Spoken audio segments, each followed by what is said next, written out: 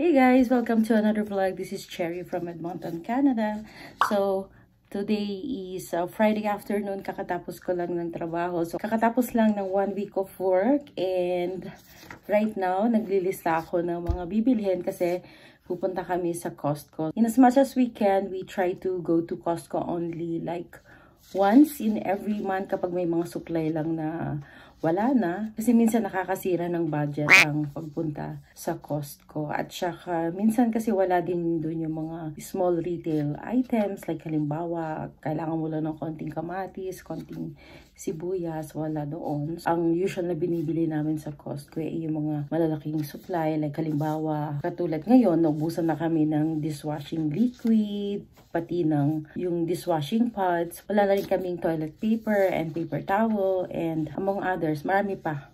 Naku, mukhang mapapadami ako ng bili ngayon kasi parang medyo marami yung naubos na supply namin. Pero anyways, matagalan naman. Like, kung halimbawa yung dishwashing liquid na malaking galon na ganyan, it takes almost half a year or even 1 year kasi may dishwasher na kami ngayon. So, mas matipid yun actually kasi yung bumibili ka ng tingi-tingi na in smaller bottles. Kaya nag-decide kaming pumunta ngayong hapon kasi usually on weekends maraming tao sa Costco. So now, napansin namin na usually Friday afternoon hindi na ganun kadaming tao. So, mas madaling mag-ikot-ikot kapag hindi matao. And also pala, kailangan ko ring mamili ng mga ready microwave na mga pagkain ng mga anak ko. Kasi pag yung wala akong time talagang magluto, it's just easy for them to just take from the freezer, ganyan. Tapos i-microwave or i-oven. Meron na silang food. Okay, so maglista na muna ako.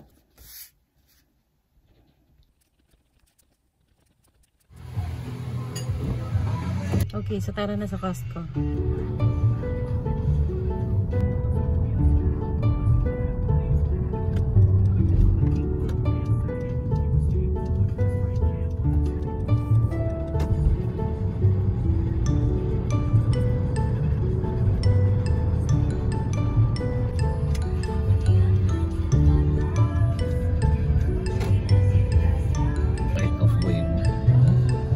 Mag-alas 6 na ng hapon, no? Ang taas pa ng araw.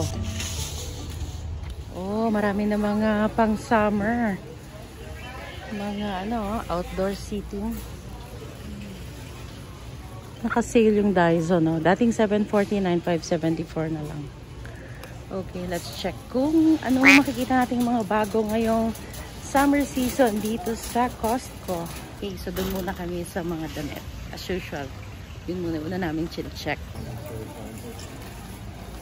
Magtingin nga tayo kung may mga good deal na pang summer. Mga shorts, $16.99. Maganda rin. Tingin nga tayo ng mga pambata. Panalubong sa Pinas. Dito masarap bumili ng damit ng mga bata. Kasi mabibili mo sila by set. Parang ganito. Diba? Ang cute. Tapos, $20 lang. Yan nga, $17.99. Ano itong mga to? Oh, mga ladies sport. Naka-sale. $13.99 na lang, dating $18.99. Ito, Eddie Bauer na set ng clothing for children. $17.99. Ito, may mga naka-sale, $10 lang, 2-piece swim set. Pambata. Tapos, 2-pack ng shorts. So, Champion. $8.97 lang din. Kuha nga ako. Panalubong namin sa Pinas. Ayan. 10 to 12 years old. Ayan Champion. Ay, maganda na to. Kuha ako ng isa. Tapos ito, Roots na swim set. $10 lang, This is nice. May mga summer dresses, $25 lang. Tapos ito, merong twill jogger ng Gap. So, only $22.99. Ganda. Yung Benz na chinelas to, $39.99 lang. Minus 5. Merong Pilipino sa likod ko nagsususut. Yan. Slippers. Ayan, madami na mga pang summer. Pang swimming, sports.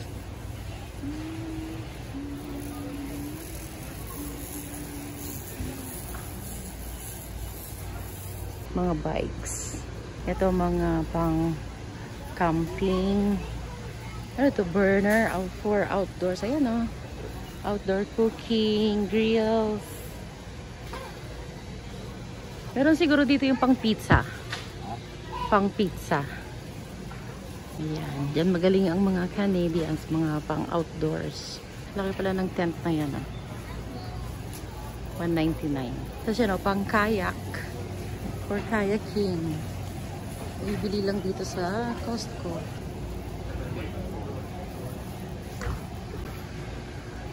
Itong favorite ginagawa ng mga Canadian sa river.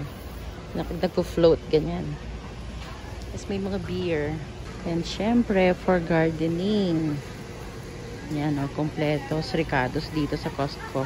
Bago to, meron silang mushroom kit. Shiitake mushroom for only $20. Yan. So, ito na nga, yung mga pang grills. Uy, meron na rin pang pizza, oh. Ayun, nakikita ko na yung isang gusto kong bilhin. Pero hindi muna this summer. Kasi nga, uuwi sa Pilipinas next summer. This one, Fire Up Grill for pizza. $300. Ayan, oh. Yan, oh. Pang ano to, talagang high heat. Tapos you cook in fire. So, the best magluto dito ng Neapolitan pizza. Ayan, oh. So, yan. Next year. Nasa list ko yan for next summer. Oh, wala tayong baka. So, tignan mo kung merong mura. Dito tayo. Ito, favorite ko itong binibili, itong snapper. Masarap to. Tapos, madali na siyang i-prep kasi nga, ganyan na. Fillet na siya. Piprito mo na lang o kaya i-steam. Itong hipon. Masarap din, may ulo. Ay, ito. Isa rin to sa mga paborito kong binibili. Itong sea bass. Ayan, masarap din yan. Tapos hindi siya malansa. Madali lang lutuin sa loob ng bahay. Ayan, madami pa. May mga crabs. Ayoko lang sa crabs. Mga luto na yan eh. Cook na. And even this one, tong lobster, cook na siya. Ah, meron din palang uncooked dito. Pero syempre mahal. Mura ng sibuyas nila, 10. Kaya lang ang dami. I'm looking for garlic. Wala akong makikita. Yan ang problema dito pag bibili ka dito sa Costco ng fresh produce. Ang lalaki. So, masasayang lang yan. Kaya di kami bumili dito ng fresh produce. And even bread. Kasi isang pack is like, halimbawa this one. 2 tasty bread. Oh. Hindi mo naman maubos yan. Hindi ko makita kung nasa yung garlic. Darling, have you seen the garlic? So, yung mga kailangan namin na wala dito. Oh. Bali sa save on ko na lang bibilhin. Dito rin kami bibili ng beef. Maraming selections. Oh. Actually, mas fresh kasi ang mga beef nila dito. Sa grabe ng inflation, ito lang ang hindi nagmamahal. $7.99 pa din yung rotisserie chicken nila dito. A few moments later.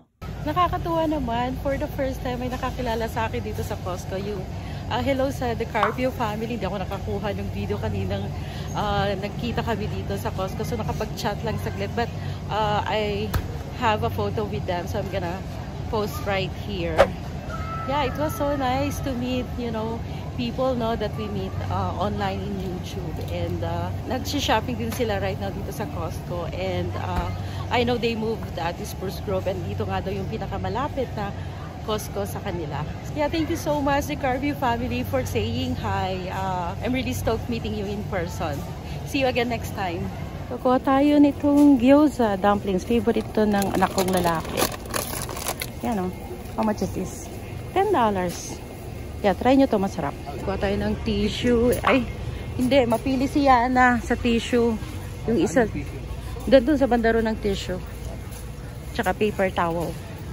Yung Charmin na ultra soft. Yan ang gusto niya. Kuha na rin pala ako nitong Bounty. Kasi wala na rin kaming paper towel. Magkano siya? Hindi naka-sale. Pero marami naman. Okay, next yung dishwashing naman. Madadaanan na lang natin doon. May dragon fruit juice o $10. Come darling, help me. Ito o, $10 lang. Yung dishwashing liquid. Napakalaki. This is 4.27 liters. May 1 taon na yan. And then, kailangan ko ng sabon panlaba. Ito, habang naka-sale. Tide, naka-sale siya. Oh, save ka ng $6. Why not? Ang bigat. Ito, kailangan ko din to detergent for dishwasher. Sana 3 yung kamay ko. Asa na ba yung asawa ko? Okay, so dito na tayo sa mga frozen foods. Mura din yung mga raw shrimps nila dito. See, $15.99 for 907 grams. Tail on. Oh, pero peeled na. Kailangan natin ng cheese pala. Ito, maasahan to. $10 lang. 60 slices ng cheese. Ito kami mabibili palagi. Parang nag-sale yan ah. Usually 12 yan eh. 10 lang. Ito, yellowfin tuna. $19.99 pa din. Check ko nga listahan ko. Meron akong dishwashing liquid, yung pad, laundry, toilet paper, paper towel, soy sauce. Pero mukhang walang soy sauce dito. Sugar. Okay, dun sa banda ron yung sugar. Mga pagkain na lang. Dito rin kami bumibili ng itlog. Ito, mas mura. Tapos madami. Okay, so ito na yung mga fried rice. Ito yung glass na binili natin. Masarap din, shrimp. Gusto niya? Oo. Ay, teka. Yung naman yakitori this time. Mas mura yung yakitori. $19.99. Ito, $21.99. O, di kunin mo yan. Tapos,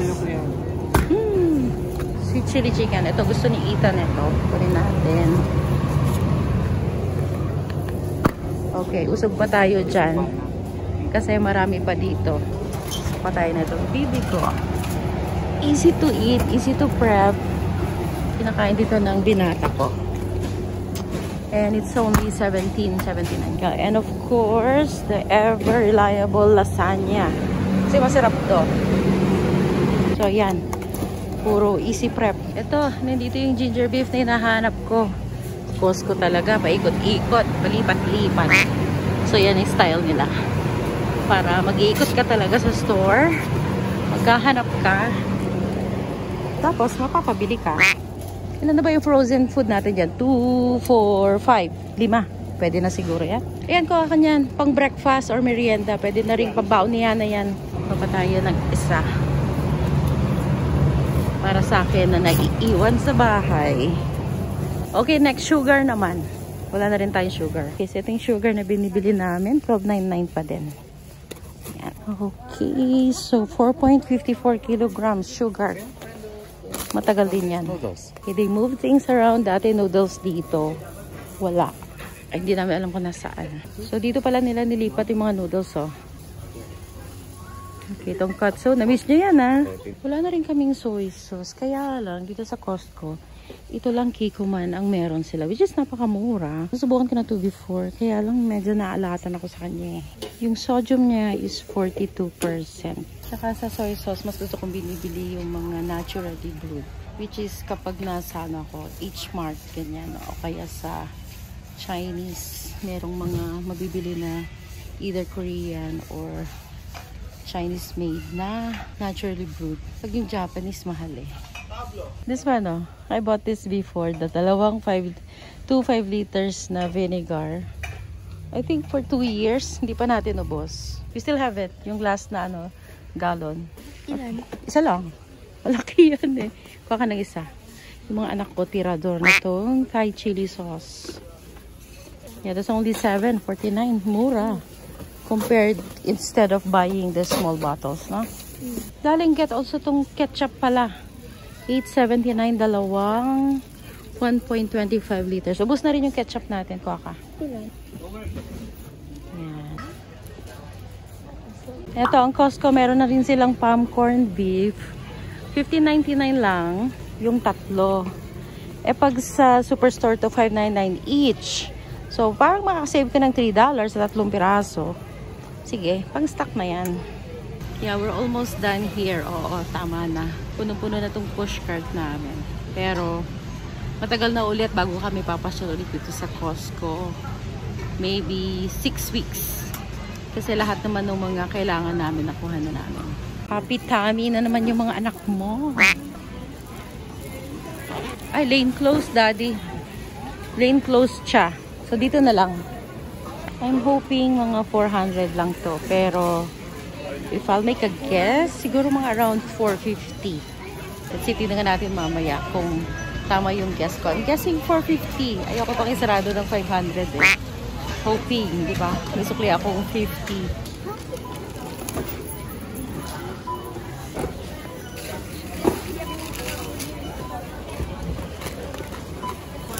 441? Yes, okay. So, yung total ko is 441.16. Yay! So, pag palagi ka na nag-grocery, madali na lang mag-estimate. So, depende sa mga dinampot mo, may estimate mo kung magkano. So, very close yung estimate ko, no? I said 450 instead of 500. And now, 441. At least.